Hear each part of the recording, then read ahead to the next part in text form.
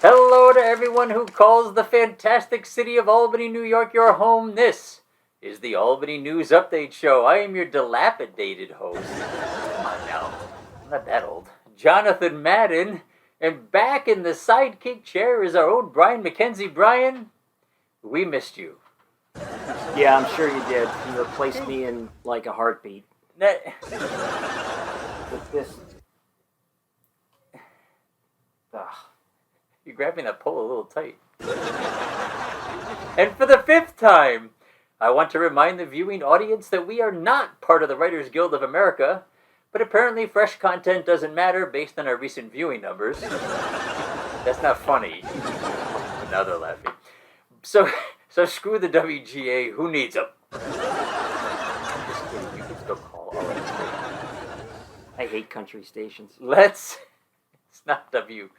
I see what you did there, but is it WGA?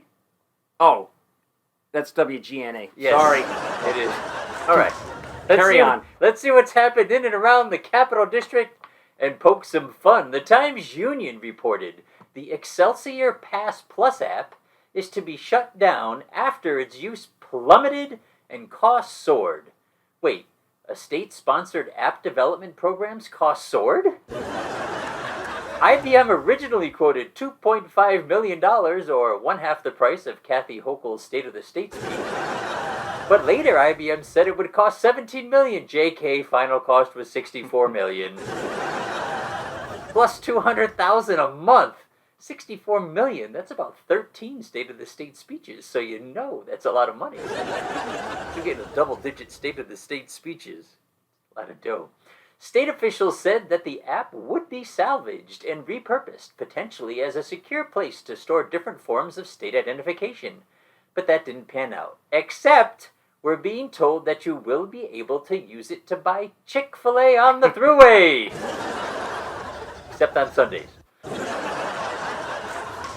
Oh, boy. Hey, how much does Chick-fil-A chicken sandwich cost? $64 million?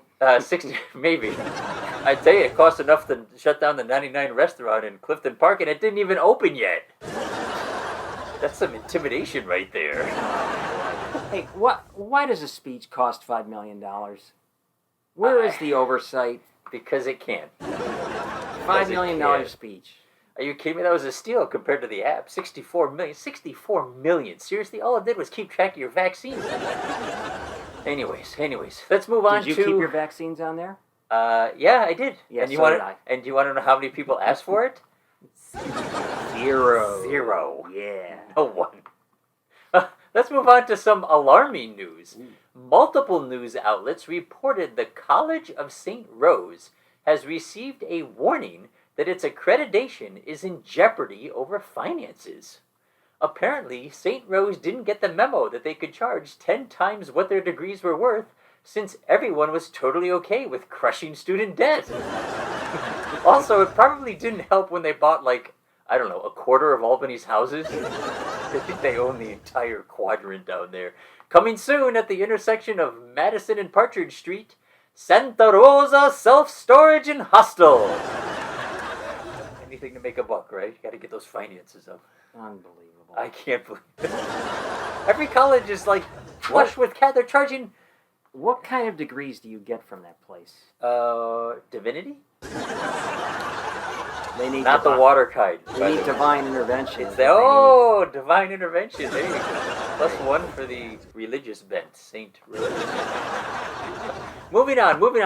Clickbait alert. 101.5 WPDH has a totally misleading headline titled Saratoga Performing Arts Center undergoes name change. No, it's not. It's still going to be called SPAC.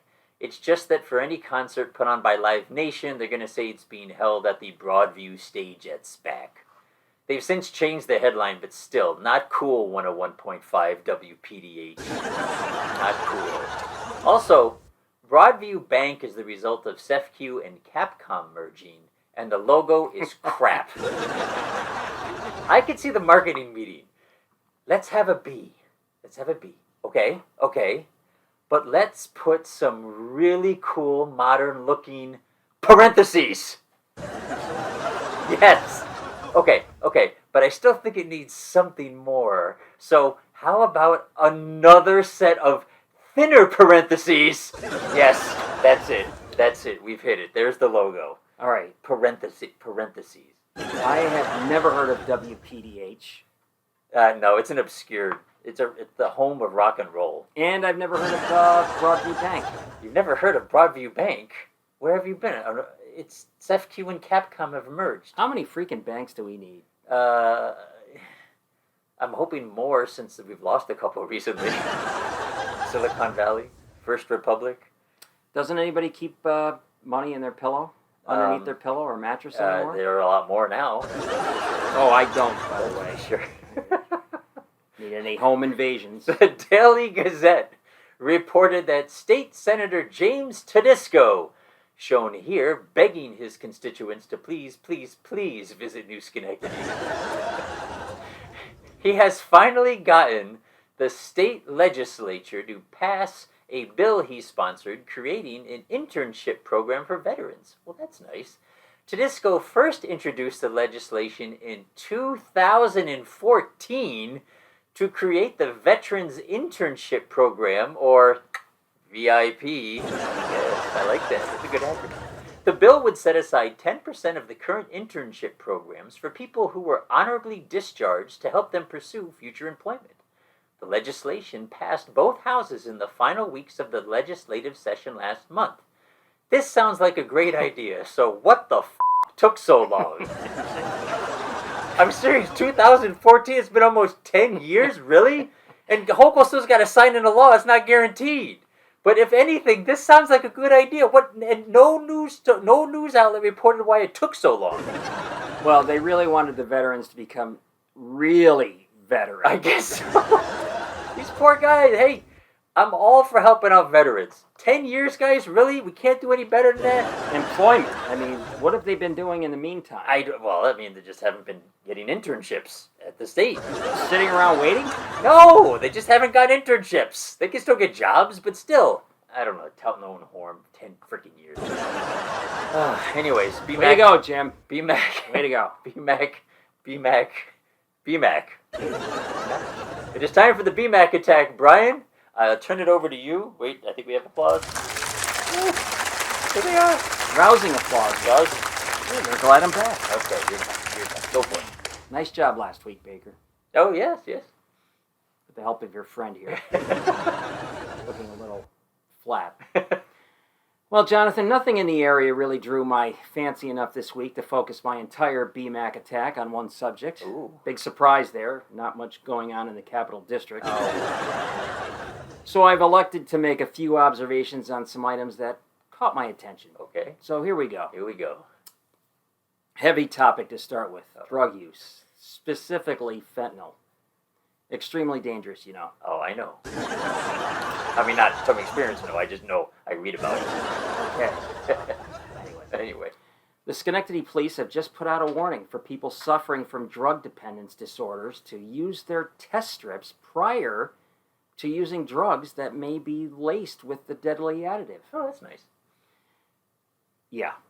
Now, a couple of thoughts occurred to me after reading this. Firstly, you got somebody in the throes of addiction that is probably aching physically to use their latest purchase from their provider. Okay. How likely are they to just toss that stuff to the side if that test strip comes up positive for that fentanyl? I don't know. Maybe a little bit? I mean, they're really jonesing and they're just going to... No. I have no personal history to fall back on here, mind you. However, I'm thinking that the percentages aren't going to be favorable to the non-usage side. All right. Also, if you have these test strips, wouldn't it make more sense to test your product prior to purchasing it? That's a good idea. Yeah. This would save you a lot of hassle, lost money spent, and allow you to seek out another seller with better product. Oh, it's a good idea. Yeah. I should put a disclaimer here that your prospective sellers may take issue with this process. They might. I recommend a concealed carry, legal or not. Oh, come on. I saw that the Christmas tree shops are on the verge of liquidation. They are. Can't say I didn't see this coming. How successful is a business going to be when the focus of its 365 days of operation is on one single day of the year? It's maddening to walk into regular stores in July and see the Halloween stuff on display. This place was beyond ridiculous. Wasn't that great when the wife would tell you she wanted to go to the Christmas tree shop during the summer? It's sunny, 85 degrees, beautiful out, and you're stuck in this monstrosity of a store with fat Santa, annoying elves, and fake cotton snow, instead of enjoying a cold one out in a hammock. Adios, CTS. Nice business model. They did sell other things, just to let you know. It was the name of the store, but I don't think you've ever been in one. All right, I was half asleep when I was in there, so. Okay, yeah. Shut off the brain. All right. Next. Remind me not to sign up to be a police dog. I will remind you tomorrow. A police dog and its handler responding to a burglary over in Troy recently after security cams caught the burglar breaking into people's residences. Oh, no. When they were searching for the burglar behind the homes, the suspect lunged out of the briars. Oh. I wanted to say briars. Briars. And attacked the dog. Sure it wasn't a briar patch? Just briars. Just briars. The dog bit his leg, and the burglar responded by stabbing the dog with a knife 12 times through the dog's harness. Oh! Now, tasers initially failed to stop this guy, but they did finally subdue him. Finally. The dog went to the vet and is in critical but stable condition. Well, that's good news. Yes. Now, this is the thing that gets me. Uh-oh. The idiot was charged with 2 things. Okay. Felony attempted burglary. Okay. And a misdemeanor injuring a police animal. Uh-oh. A misdemeanor? Misdemeanor. This dog was stabbed 12 times by a burglary suspect, for Pete's sake. Yes. 12 times. How is this not attempted murder of a police animal? Yeah. Thank you very much, but I think I'll take that job supporting the vet that returned home from Desert Storm and has PTSD. Okay. This is a non-paying job, mind you. 12 times? Only a misdemeanor? Yes. Unacceptable. Unacceptable. Did you hear about the black bear roaming the New Scotland area of Albany? I did. Oh, okay. Yep, a black bear. A black bear. Police are urging the area's residents to keep their distance from the bear. Sounds smart. Can you believe it? I can. Sounds smart. It sounds smart. Don't worry about it, folks. The police are overstating the issue and causing false alarm. What? Yes. I encourage you to leave your garbage cans open, leave plenty of food out for the bear to eat, and if you end up encountering the bear, to go up to it and embrace it because they're just big old teddy bears. I don't think that's a good idea. And be sure to send these videos into ANUS for us to laugh or evaluate them for newsworthiness. Are you done? I'm done. He's done, ladies and gentlemen. Are we done? BMac attack.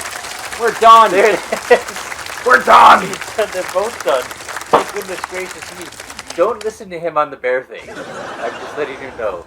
Don't do that. I don't want any... I am omniscient. Reporting. You're to listen to me on everything. Listen, we don't have a huge audience, but I have no idea the intelligence level. So all we need is one, and then we're blamed. That's all I'm saying. News 10 reported that Adirondack Adventure Center is offering new ways to get to the Hudson River to enjoy tubing. Said AAC owner Dane Morton, quote, "One of the things that gets us up and going in the morning is being able to share this experience with everybody," unquote. What Dane didn't mention is how to explain the 3rd foot growing from your ass thanks to the PCBs in the river. I'm kidding. It's upstream from all that. But, News 10, you gotta work on your headlines. Lake Luzerne tubing attraction growing like the tide? Tides don't grow.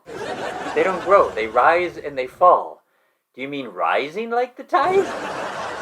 If the tide grew, it would mean the moon got a lot closer to the earth, and that would be a lot more problems. So we don't need the misanalogous titles here. It's going to confuse us all. Listen, Growing tie-dye. If you go tubing, Yes.